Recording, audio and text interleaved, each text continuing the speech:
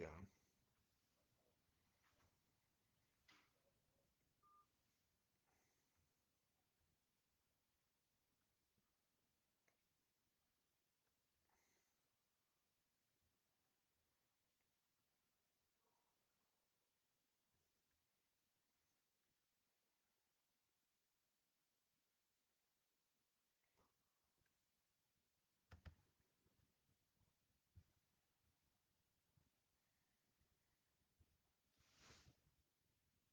Aló, buenas noches.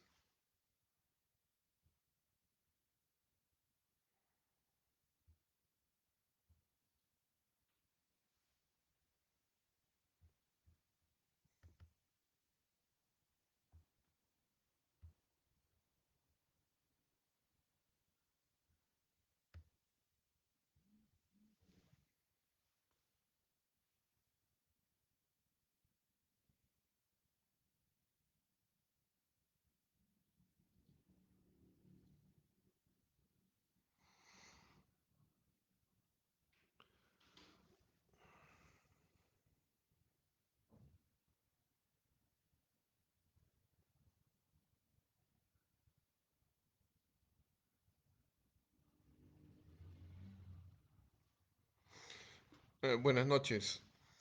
Mis saludos al colega Gonzalo Javier Vázquez en Argentina y también a todos los que nos están escuchando en el hermano pueblo argentino, de Ecuador, hasta donde me he dado cuenta, y en Perú. El tema que debemos abordar es acerca de la prisión preventiva en situación del COVID, un hecho que no había sido anticipado en los códigos. En Lima, nosotros supimos de la emergencia declarada por la OMS como una pandemia internacional y evidentemente todo el mundo se preocupó. En marzo de este año, el gobierno, el Poder Ejecutivo en el Perú, dictó un decreto supremo precisamente abordando la emergencia sanitaria y la verdad fue que nos dimos cuenta de los temas en los penales a partir de que hubo tomas de por lo menos algunas zonas en algunos penales e inclusive este tema a nivel nacional. Desgraciadamente el tema de los penales había sido dejado de lado. Hubo un solo penal en la zona del Callao, que es el puerto del Perú principal, donde los presos en el penal específicamente de Sarita Colonia, ellos mismos se organizaron y con el personal que tenían, prácticamente dieron ejemplo porque ellos mismos aislaron a las personas que ya estaban contagiadas en distintas zonas, para eso tomaron una cancha de fútbol, tengo entendido, y la realidad fue que ahí no murió ninguna persona. Lamentablemente en los demás penales empezaron a morir y precisamente tuvo que ingresar la policía a calmar y fue esa situación la que motivó a que se empiece a ver el tema de los penales, lo cual ya fue entre abril y mayo, diríamos que bastante tarde.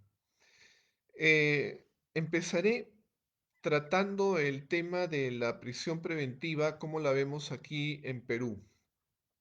Nosotros tenemos en el artículo 268 del Código Procesal Penal los que son los presupuestos de la prisión preventiva. Y de modo parecido a lo que sucede en Argentina, en Buenos Aires, lo primero es que existan elementos de convicción, aquello que actuando en en el juicio oral se convertirá en prueba, que sean fundados y graves, que indiquen la vinculación entre la persona y el hecho cometido. Cuando hay estos elementos fundados y graves que vinculan a una persona como presunto autor de la comisión de un delito, tenemos un primer presupuesto. El segundo presupuesto es que además la pena a imponerse a esta persona sea mayor a 4 años. Allí tenemos un segundo presupuesto. Solo si se presentan estos presupuestos podría dictarse una prisión preventiva. Pero además, dentro de los presupuestos también señalados en el artículo 268 del Código Procesal Penal, tenemos aquellos elementos que diríamos que también son presupuestos, pero que son específicamente los que justifican la prisión preventiva. Y esos, como se ha mencionado también en Argentina, son dos: el peligro de fuga y el peligro de obstaculización de la investigación. La realidad es que si se presentan estos tres, pero siempre con el peso de los últimos que hemos mencionado, que son los que pueden justificar efectivamente la prisión preventiva, aquella podrá darse.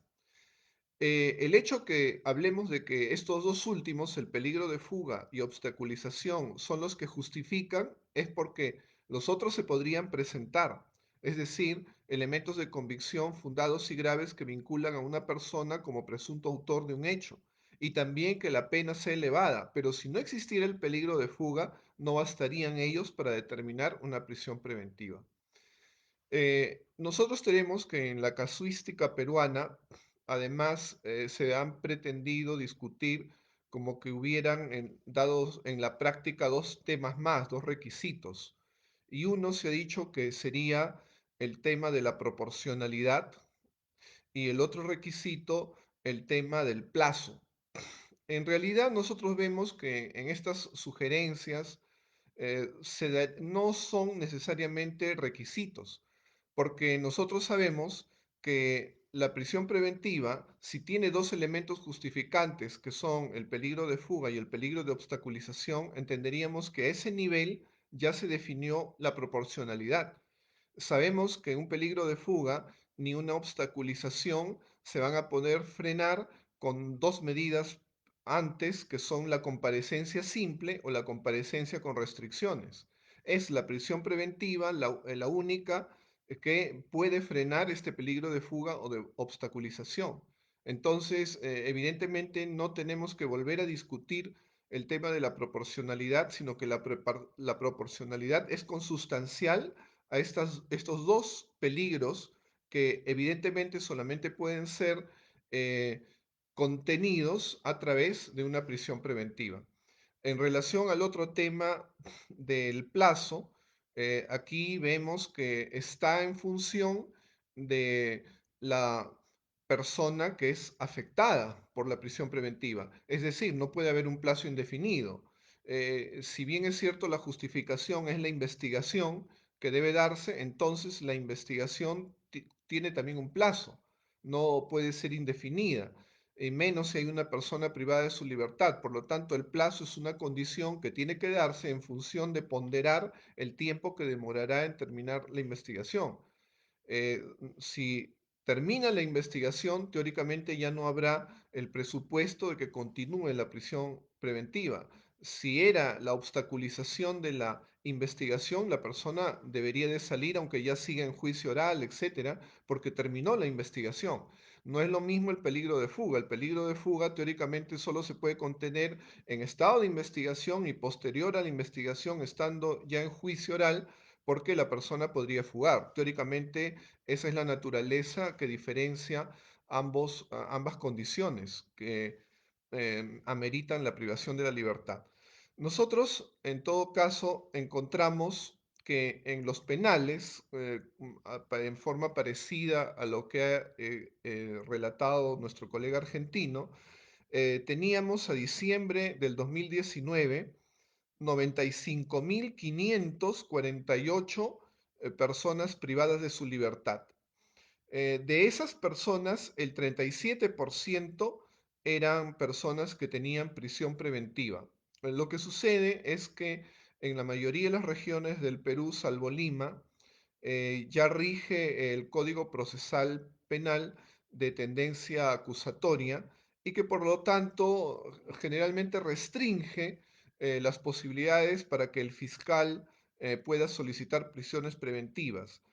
Generalmente estas se admiten en los casos muy graves, ¿no? Digamos homicidios, secuestros, bandas organizadas, criminalidad organizada, el tema de asesinatos, sicariatos, robos agravados, pero Hay una restricción en el empleo de la prisión preventiva a partir de este nuevo código procesal que en parte ha cambiado las cifras porque hace algún tiempo sí existía en el Perú una mayoría de privados de su libertad solo con prisión preventiva y no condenados. Estando ya en manos del Estado el tema de la pandemia, se empezó a mirar las estadísticas de los penales y se encontró que existían un porcentaje importante, un 14% de personas con enfermedades que ameritaban que podrían ser puestas en libertad. Esto implicaba más o menos 13.000 internos en esos momentos. E igualmente personas mayores de edad de 65 años en un número aproximado de 5.000 personas. Estas personas usualmente, cuando son mayores de edad, tienen una medida alternativa que podría ser encontrarse privados de su libertad domiciliariamente.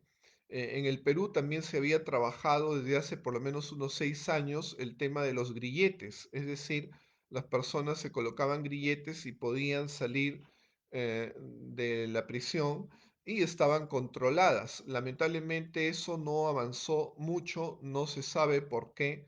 Hay muchos problemas en el tema de la burocracia peruana y la cuestión es que por allí no estaban las alternativas. Hubo unos debates que se iniciaron con el doctor César San Martín, expresidente de la Corte Suprema, uno de los mejores procesal penalistas peruanos, que empezó a referirse al tema como una situación excepcional que ameritaba que los jueces tomaran una decisión en beneficio de la vida de las personas. La cuestión es que esto no tuvo ningún resultado porque los jueces se manifestaron muy temerosos de tomar una decisión y exceder en sus facultades.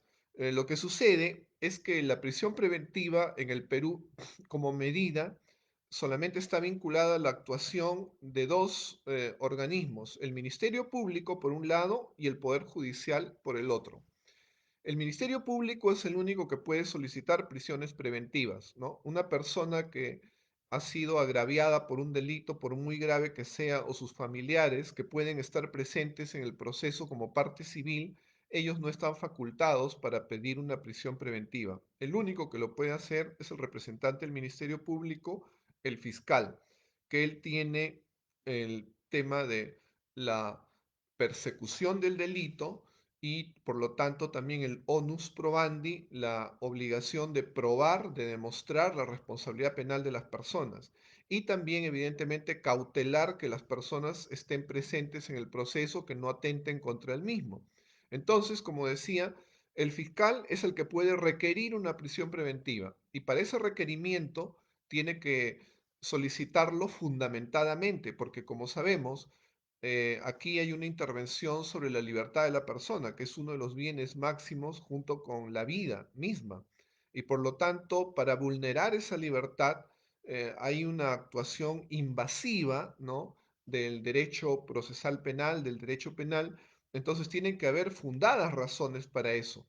Especialmente el fiscal tiene que motivar un requerimiento de prisión preventiva.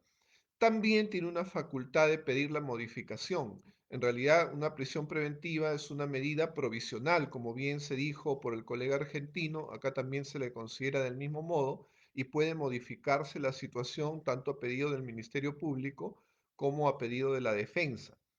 Entonces, como decíamos, una primera parte de las facultades en relación a privar de su libertad de una persona pertenecen al fiscal. Él puede requerir, tiene que fundamentar su requerimiento y también puede hacer modificaciones. De otro lado está la decisión del juez. El juez, mediante una resolución también debidamente fundamentada, es el único que puede afectar la libertad de las personas constitucionalmente hablando y jurídicamente hablando. Y en ese sentido puede privar de su libertad a una persona y también puede modificar, ¿no? Por lo tanto, aquí Los únicos que podían estar vinculados a una persona que ya perdió su libertad eran el fiscal y el juez. Como bien ha dicho el colega argentino, los fiscales aquí que tienen la persecución del delito, ¿no? El jus persequendi como función, evidentemente ellos no se querían vincular a que se dé libertad a las personas, se opusieron en principio a las libertades de las personas. Y como decíamos, los jueces fueron algo reticentes, ¿no? A seguir las ideas del doctor San Martín en el sentido de que se pronuncien por libertad, por la libertad de las personas que estuvieran privadas de aquella en función del resguardo de su vida y de la salud, a partir de la noción que el Estado es el garante de la vida de las personas privadas de su libertad y el Estado, el único que podía modificar la situación que ellos estaban viviendo, evidentemente no era el fiscal que no quería hacerlo, tampoco las personas que se encargan de mantener y cuidar a estas personas los presidios, que es en el Perú se llama el INPE, ¿no? Instituto Nacional Penitenciario. Ellos simplemente se encargan de resguardar conjuntamente con la policía a las personas, pero no se encargan y no pueden modificar, decidir dar la libertad a las personas o modificar su situación, el modo en que están siendo vigiladas. Los únicos que podían hacerlo eran los jueces, pero los jueces eran reticentes porque bajo las ideas de la reforma hay algunos que han asimilado de manera muy fuerte la convicción de que el fiscal es el único que puede decir algo, ¿no? En relación a las personas para modificar su situación y ellos creían que estarían conduciéndose como fiscales o si no como defensores. Y la condición de ellos es de terceros, que en todo caso estaban habilitados para dar una respuesta ante requerimientos, pero evidentemente no tenían un respaldo normativo, como iniciamos diciendo. La ley peruana, el Código Procesal, no había considerado una situación como esta emergencia sanitaria, esta pandemia. Y evidentemente tampoco la tendría que eh, conocer o prevenir porque es un elemento técnico el código. El código simplemente se refiere a las circunstancias normales que ocurren en cualquier situación humana. Entonces, lo que debió ocurrir es un primer pronunciamiento de la Corte Interamericana de Derechos Humanos de Costa Rica, a la cual está vinculada el Perú como muchos países latinoamericanos.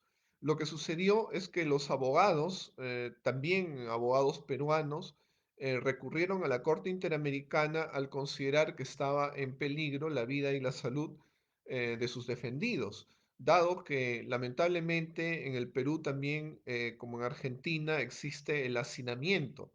Lo cierto es que los penales están hechos, son 68 total en el Perú, como para contener a 41.000 personas, pero las personas que están privadas de su libertad, sumando a los condenados con los que sufren prisión preventiva, son, como dijimos, más de 95.000, es decir, más del doble. Entonces, la realidad es que evidentemente se encontraban en una situación de riesgo muchas personas. Por lo tanto, se acudió a la Corte Interamericana de Costa Rica y la Corte Interamericana de Costa Rica en un momento se pronunció el 10 de abril del 2020 en la resolución 1 del 2020 sobre la pandemia y los derechos humanos en las Américas. Así se tituló el documento, precisamente para sustentar la necesidad de que se apliquen los principios de derechos humanos en relación al tema de la pandemia y la situación que estaban enfrentando personas que inclusive ya estaban contagiadas y los sistemas de salud dentro de los penales en realidad eran avasallados, no se podían dar abasto para atender a las personas. Particularmente esta norma fue citada en un caso que en el Perú se le llama emblemático porque trata sobre una exalcaldesa del Perú, de Lima, perdón, y que en esos momentos estaba pidiendo su libertad. Ella tiene ya aproximadamente 70 años a más y se consideraba una persona vulnerable y sin embargo no se le había dado la libertad. Se empezó a dar detenciones domiciliarias a algunas personas en razón de la edad y en razón de que tenían enfermedades que podían este, configurar un elemento para que el COVID eh, les afecte gravemente, como temas de diabetes, hipertensión, que específicamente habían sido nombrados por la OMS. En el caso de ella, aparentemente no había una enfermedad, pero sí estaba el tema fundamental de su edad. Al final consiguió, amparándose en la resolución de la Corte Interamericana de Derechos Humanos, conseguir su libertad. Pero también aquí en el Perú se dio una resolución por parte del Consejo Ejecutivo del Poder Judicial. El proyecto lo presentaron el doctor César San Martín y otros colegas supremos suyos del Poder Judicial, y en el mismo se pronunciaban en favor de que los jueces pudieran modificar la situación inclusive de oficio, cosa que era la que precisamente ellos se habían resistido, ¿no? Ponderando la situación de la salud de las personas y los medios que existían en los penales para ayudarles y enfrentar el COVID-19.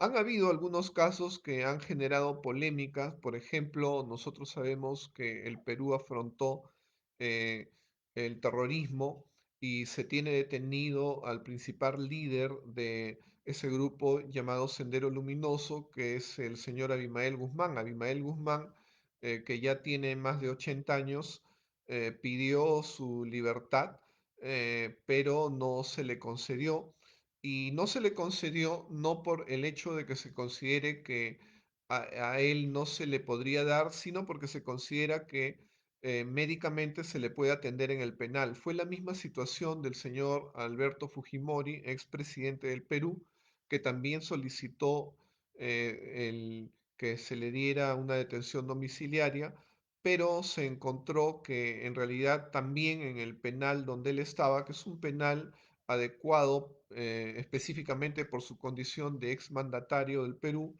sí se le puede atender médicamente y por lo tanto no, no se les ha modificado la forma que ellos tienen de cárcel, que en el caso de ellos es sí ya por condena, no es prisión preventiva. En ese sentido, la realidad es que en el Perú podríamos decir que la situación que se presentó no encontró formas de apoyar y de resguardar la vida y salud de las personas detenidas preventivamente en los penales.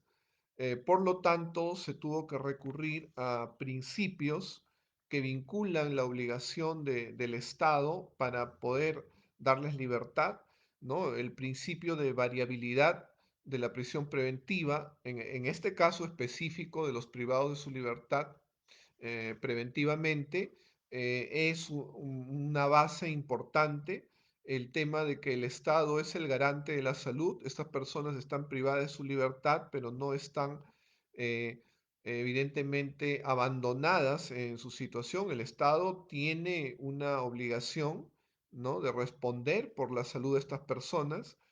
El principio de la vida humana. Nosotros sabemos que en la Constitución peruana, el artículo 1 dice que el fin supremo del Estado eh, y de la sociedad es la persona humana. Este principio vincula también a quienes todavía les asiste la presunción de inocencia con mucha fuerza.